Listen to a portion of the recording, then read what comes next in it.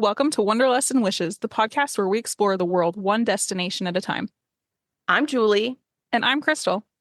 As travel agents with Fantastical Vacations, we are here to share our passion for travel and help you turn your wanderlust into reality. From hidden gems to bucket list adventures, join us as we dive into the sights, sounds, and stories of our favorite destinations. So grab your passport, pack your bags, and let's embark on this journey together.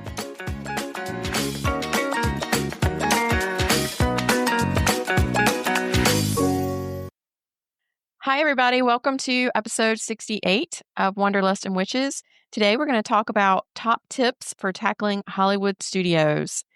This one is definitely a tough one. For anybody that's ever been to Walt Disney World, you know that Hollywood studios can be a challenge. You guys all loved our Magic Kingdom episode when we did this, so let's just make it into a series. This is one of the things we love the most is talking about strategy and digging into our tips and our experience. So we love chatting through this stuff. Okay, so let's jump in.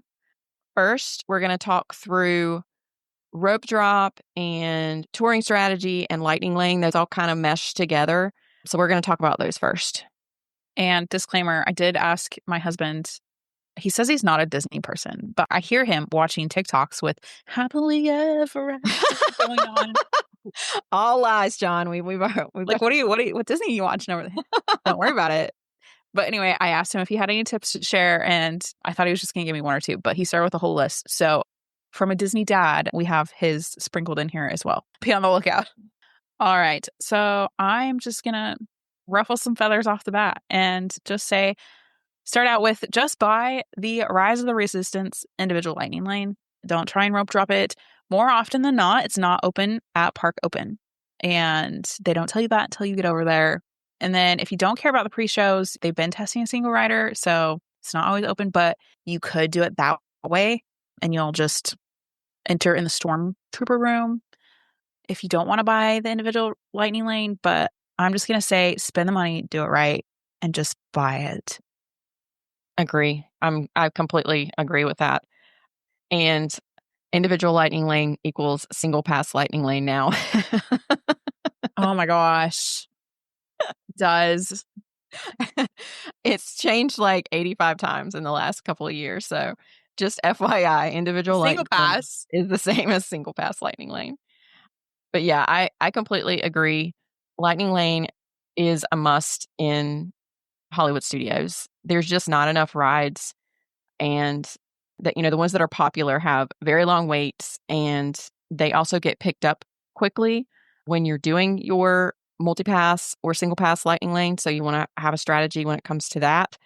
Hopefully that's going to get better as they're adding in the different areas. They're upgrading the animation courtyard and also transitioning the Muppets area over to Monsters, Inc. So hopefully that will help some and add some rides in or attractions that will make this a little bit better. But I always feel like this park feels crowded even when it's not crowded. Yeah, I definitely agree. And I would say if you could only buy it for one park, this would be my pick. Agree. Totally agree. I also think that rope dropping in combination with lightning lane is a must here. And you need to be there early. So even if you have early entry and you're staying on property, you need to be there like an hour early. I know that sounds ridiculous, but it's very competitive. There are a lot of other people that also rope drop because of the way that this park is. And if you want to be there first in line or close to the front of the line, if you're rope dropping something, you really need to be there as early as you can to get the most out of the park. It's even better if you are staying at a Skyliner resort. It makes it a lot easier to get there earlier. It's very nice. My next tip is staying in Galaxy's Edge. I wouldn't suggest this for a first or second timer, but if you're with a group that's been a few times, ask a cast member to turn on Chewbacca mode for Millennium Falcon. You will not understand a word that's said because it's all Chewie just doing his voice, but it like switches up the experience. So I'm going to stick with rope dropping topics. My second tip is to rope drop Mickey and Minnie's Runaway Railway, especially for early park entry. And then you can typically head over to Smuggler's Run right after that and still get in line with a pretty low wait. My strategy is typically to do a lightning lane multipass to pick Slinky Dog as the tier 1, and then rope drop Mickey and Minnie's, and then head over to Smuggler's Run. That will get you 3 rides in pretty quickly if you're able to get a decent time for Slinky Dog. I agree. We always rope drop Mickey Minis. If you've been here a minute, you know that I like to rope drop something that is toddler friendly, any height friendly, so you're not dealing with rider switch right off the bat. So we always pick Mickey Minis, and that was one of John's tips too, is he loves to start out with that one in the morning and then go back on a multi-pass later because you can't not love that ride. I know. If you don't love that ride, talking to you, Dad, something's wrong. It's perfect. It's the perfect ride. That song stuck in your head. Yeah. So I'm going to kind of move over sort of kind of into Lightning Lane just to finish out my tips.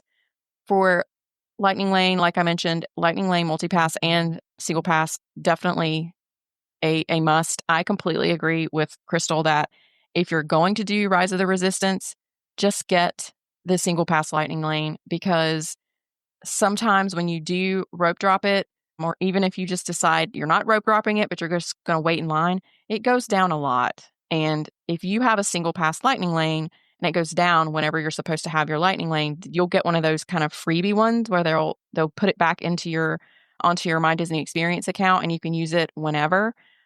If you're waiting in line and you've been waiting in line for like an hour and it goes down, you're just stuck.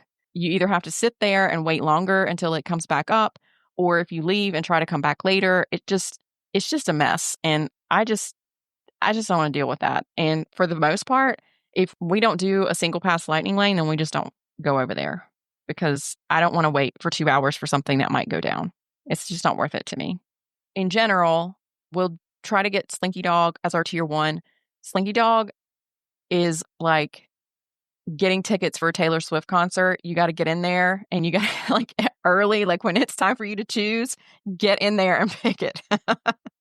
Because it is bananas. Like you'll go in and as soon as you open it up, it's like availability is at like 7 at night or something, because it goes so quickly. But snag it, and then you can always try and edit Yes, and modify. absolutely. Yeah, But absolutely. get it, because if you don't get it when you see it, it'll be gone for the day, and then It's you'll gone. be kicking yourself. Yeah, you won't have it at all. For tier 2, I would pick Toy Story Mania. And then if you want to get on Rock and Roller Coaster, if that's a priority for you, then pick a like easy option, like the alien swirling saucers or whatever it's called.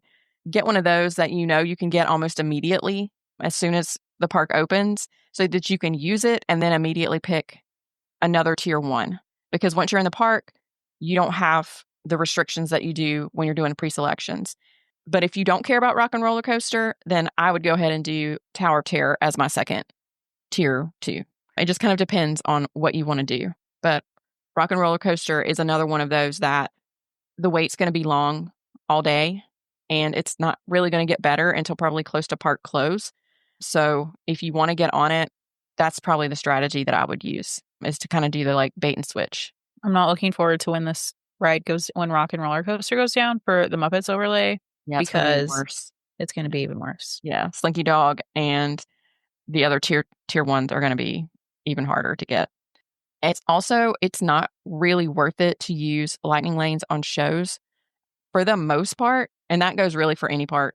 For the most part, if you get in line, you're going to wait maybe like 30 minutes or however long it takes for the show to kind of rotate people in and out of the building. These shows hold a lot of people, and so most of the time when you get in line, you're just going to be in line until the next show starts. And worst case scenario, that show starts and you have to wait to the next one after that. But for the most part, you're not going to wait a super duper long time to get into a show, because there's so much space in those areas. Speaking of shows, should we jump to our shows? Yeah, Tips? absolutely.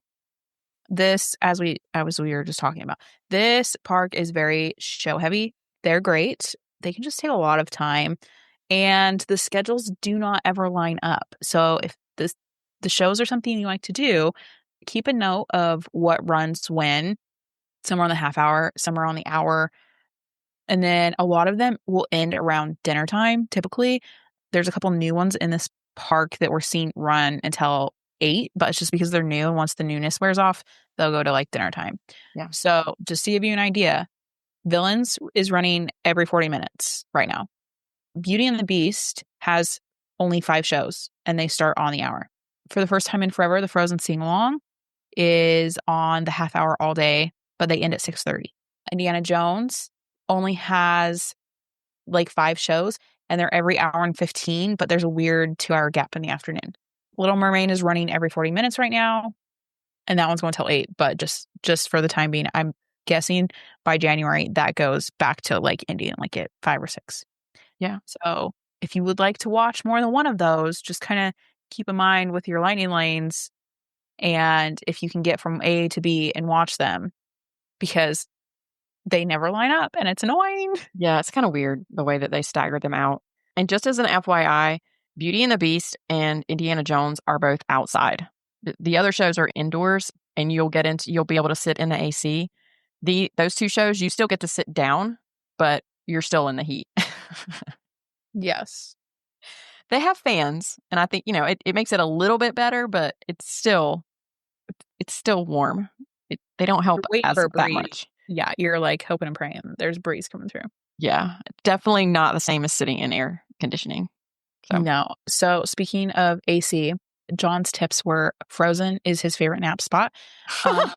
I do not agree with this because I have video every time we go of him belting Let It Go.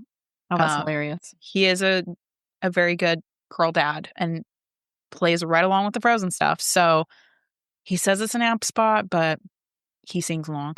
And then he also says that Indiana Jones is the most underrated show. It's very entertaining. And he said, but you're sitting, which comes in clutch, his words. So, but I think that Indiana Jones is just like a very much like a guy show. Like my father-in-law loves it. Calder loves it. Yeah. So if you have some hangry men, go get them a snack and then go sit them down at Indy. And then you could go like either stay and watch it or go do something else while they take a breather. Yeah.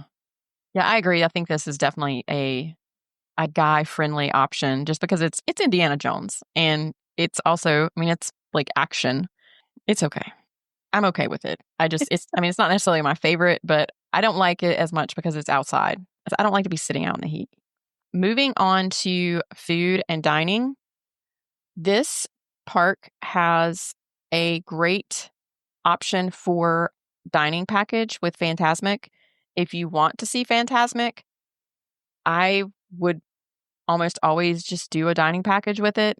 If you guys have been listening for a while, you know that I don't like dealing with having to worry about pushing against the crowds with fireworks or shows or anything outdoors where you're dealing with a crowd. I would rather do something that allows a specific spot where you just already have a designated area.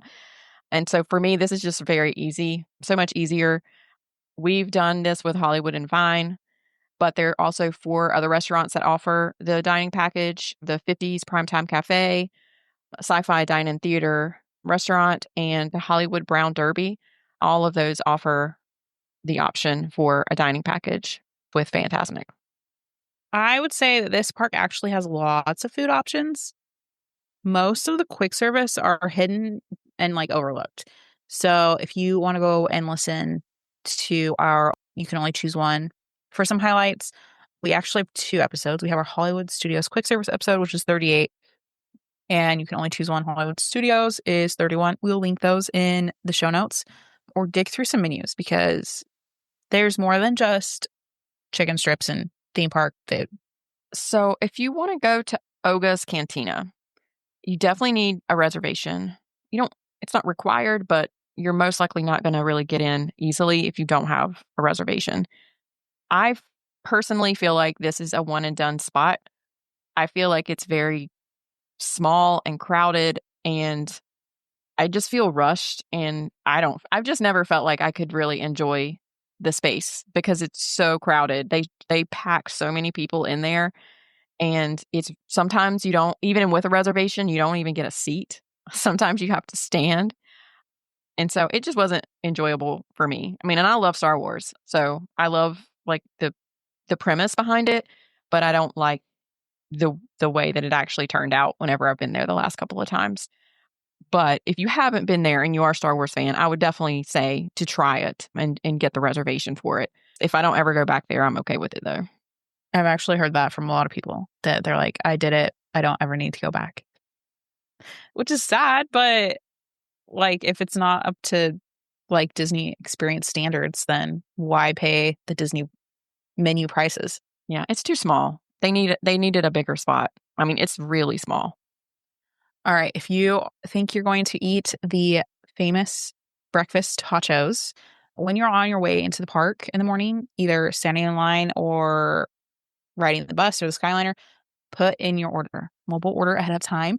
The breakfast hour that they serve goes by so quick and the mobile order times push out so far. Just put it in early, select your time, and then you can have them. If not, you will miss out. By the time you think about it, there'll be mobile order slots for like lunch and mid-afternoon. Yeah, especially this particular spot, Woody's Lunchbox. It's very popular and those times go like immediately. And even for lunch, like don't try if you want lunch there, don't pull up the mobile order option at lunchtime because you won't have Y- anything until late afternoon, if Yeah, it'll that. be an hour, 90 minutes before you get your food. My next recommendation is Baseline Tap House. It's one of those kind of hybrid situations it's more than a quick service because you have like the tables and you have someone that will come and do your refills, but it's not quite table service. It doesn't have reservations.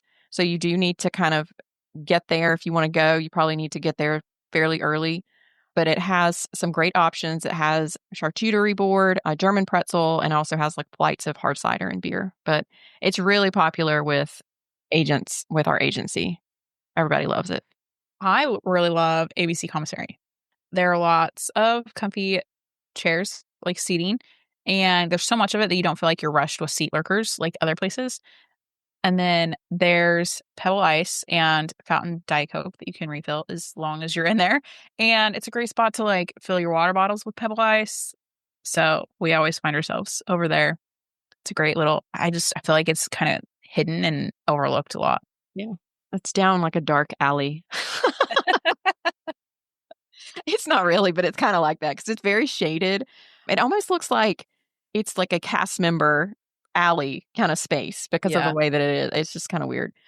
Some other notable quick service. I also have ABC Commissary on my list. It has a large menu with lots of variety. It has lots of seating, and of course, it has AC, which How is could I forget the AC? fantastic. Yeah, it's fantastic.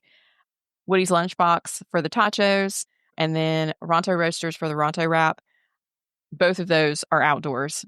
And even Docking Bay 7, the other quick service in Galaxy's Edge, they're not indoors. Backlot Express, that's another quick service, but it also has a very small indoor dining space. Most everything is outside. So the fact that ABC Commissary has it's all indoors and it's all AC is fantastic. We're going to move on to coffee, specifically Julie's tips now, because we all know she knows every stand between here and Timbuktu. So take it away. I was thinking about it when I was putting the notes together. I was like, Krystle always says I need to like put together the coffee spots. And so I thought I would add that in. People appreciate it. So The official Starbucks location for Hollywood Studios is the Trolley Car Cafe. It's on the corner of Hollywood and Sunset. I tend to skip Starbucks in the parks for the most part because I would rather go to a Joffrey's location. And they're typically so overly crowded that it's just tough to go in there. There's just a big long line. And this place, it's always packed. So just be prepared to wait if you want to go in there. If you really need your Starbucks, like this is where you should go, but it'll probably be crowded. The Joffrey's locations, there's one near the entrance of Toy Story Land. This is the one I typically go to most often. It's kind of catty corner from Walt Disney Presents as you're kind of turning the corner to go into Toy Story Land. And there's one outside the exit of Tower of Terror. So this one's kind of hidden because you have to really kind of go out of your way unless you just rode Tower of Terror and you went through the gift shop and you're coming out. You don't just run into it. It's a very odd spot to have it. And then in Galaxy's Edge, Katsaka's Kettle, they have a cold brew black calf. It's cold brew with sweet cream, cheese, and chocolate puffs. And you can also get this one spiked if you want. You can technically get a cold brew at Oga's Cantina, but like I was just saying before, it's not really where I would recommend going, especially if you're trying to get a quick coffee. This is not going to be a quick stop. It's not going to be an easy place to get one. Could work. It's like I know all the good Fountain Diet Cokes, so I know who has Pebble Ice and who does not. Moving on to characters and meet and greets. I would typically say to go over to meet characters at Star Wars Launch Bay to get out of the heat because they have multiple characters over there. But now it's scheduled to close on September 24th of this year because to start construction on the upgrades for Animation Courtyard. However, there is another option at Walt Disney Presents that I'll talk about in a minute. I'm curious where they're going to move the Disney Visa Darth Vader meet and greet. I'll have to keep you posted the next time I get my little thing in the mail with the updates for the card holders. Yeah. Because that's like such a great, we do that one every time because we get so much time. My character tip is prepare your children because Olaf does not sign autographs. He does give warm hugs, but then you just get a postcard. So lame. I know those sticks, you just can't bend them. Yeah, it's very hard. It's not Olaf's fault. I know it caught one of mine off guard the first time. I was like, wait, so we have the nice little postcard, but it's just not the same, especially if you're trying to like collect autographs like people are doing like on the backpacks or on the water bottles or the different things. So the next meet and greet, it's kind of hidden and tucked away, I think. If you want to visit Walt Disney Presents, I mentioned it just a few minutes ago, as you're turning into where Toy Story Land is, it's on the right, kind of on the corner. There's a spot where you can go in and see all kinds of memorabilia about Walt Disney. And there's like a 15-minute documentary of One Man's Dream in there. But after you walk through that section, at the very end, you have the option to meet Sully. This is one of our favorites. My daughter Ella loves Monsters, Inc. And Sully, the character, she has, I don't even know how many Sully stuffies.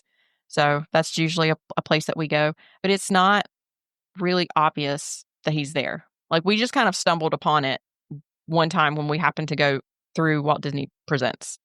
And if I'm remembering right, you cannot take a stroller through Walt Disney Presents. Like you can't take a sleeping child in there. Just be aware of that. All right, Fantasmic. Let's talk more about that. John's tip for Fantasmic. We did not have a great experience with the people the last time we went to it. And he said, if you want to see the worst of humanity, go to Fantasmic. But in saying that, it is a great show. It's just not a show up and watch type of situation like fireworks at Magic Kingdom. Like the amphitheater is tucked back away from the main part of the park. So give yourself lots of time to get in and even more time to get out because it's a hike to get back there and then trying to get out with all the people, it just takes forever. So like we talked about with the dining packages, except for Candlelight Processional, I think Fantasmic is the most worth it in the case of dining packages. I completely agree with all of the things said. It's not easy to get in and out of having a designated spot where you can just go in and show your ticket or your receipt, your dinner. And you do have to have that, just FYI. Make sure that when you do your dining package, they give you basically your tickets to get into that specific spot. But they lead you to a part that's roped off just for people that have purchased the Fantasmic dining package. And you just find a spot. It's so easy. You don't have to fight people. Or go and wait and sit for 2 hours with tired children. Right. Just so that you can be in a decent spot to see things. Exactly. Okay. So next, just overall park conditions and atmosphere. John has a tip. Let's just get that out of the way now. He says that going back and forth, or just the crowds in general, that Toy Story Land and Galaxy's Edge are nightmares. So, and he says, unless you were there just for that, go do it and move on. Don't like keep coming back to it because it's just kind of a pain. My thoughts on this is a very hot park. So going back to the shows, I like to make the afternoon show focused after getting rides out of the way in the morning for like a forced break for AC, just in that hot mid-afternoon. Like go find a show. Like that's the time to do it. Don't waste your morning on shows. Do it later. Agree. And it's because they don't have a lot of shade in, Mhm. especially in that, All cement. any of it. It's all like there's so much like cement and blacktop spaces. There's no shade, which is not fun when it's hot outside. It's really better to just get there early. And if you wanted to, take a break during the afternoon. If you don't want to be there all day, you could go back to your resort, go to the pool or something, especially if you're on the Skyliner, it's very easy. And then you could come back.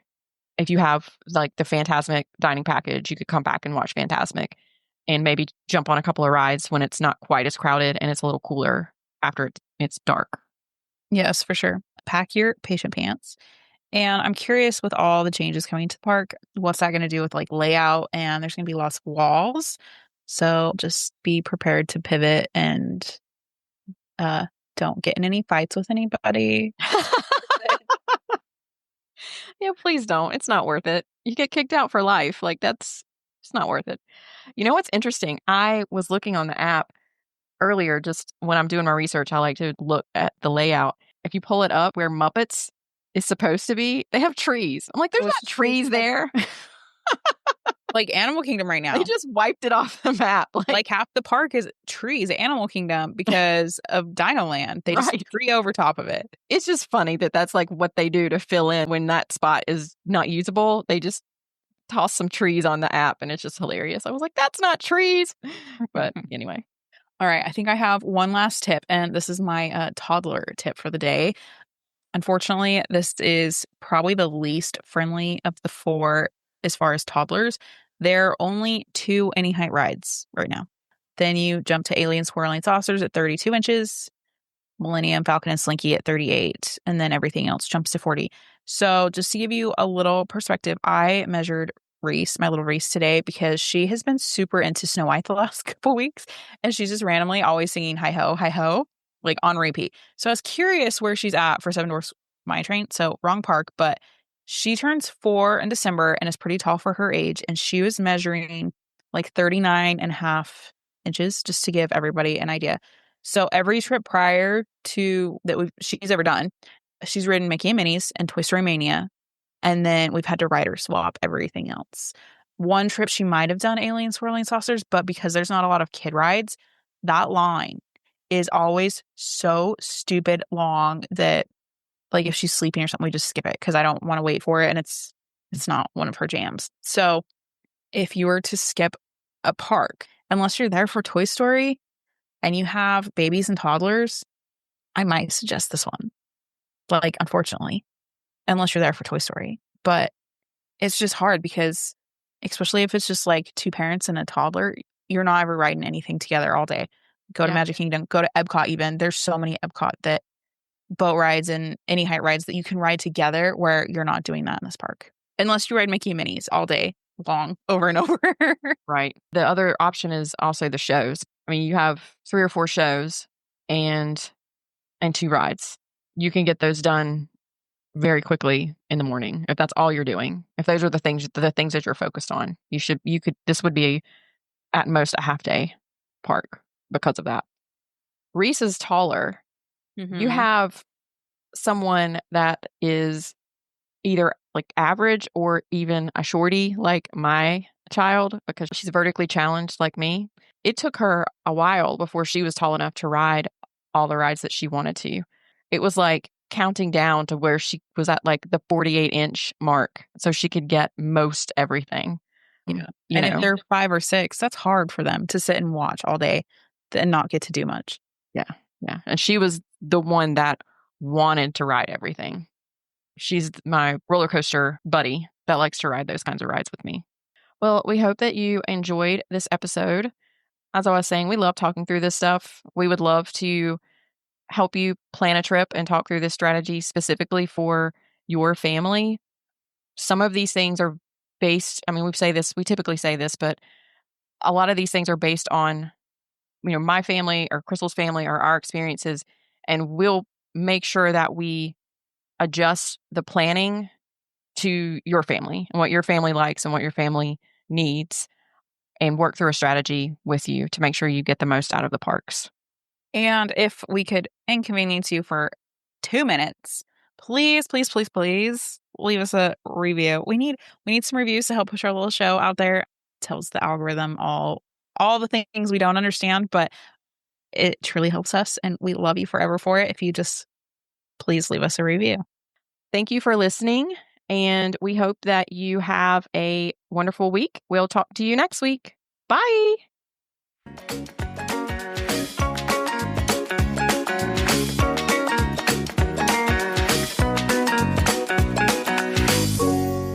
Thanks for tuning in to another episode of Wanderlust and Wishes.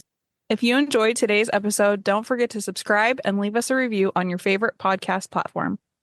And remember, the world is full of wonders waiting to be explored. Until next time, happy travels. Bye for now.